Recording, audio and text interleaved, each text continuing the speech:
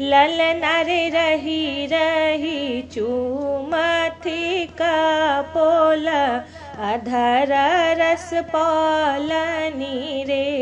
ललना रे रही रही चूमथी कपोल अधर रस पालनी रे।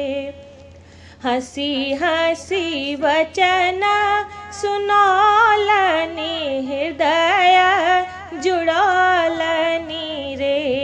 आहे हंसी हंसी वचन सुनौलनी हृदय जुड़ौलनी रे।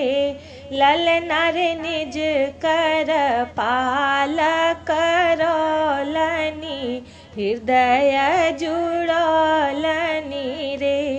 ललना रे निज कर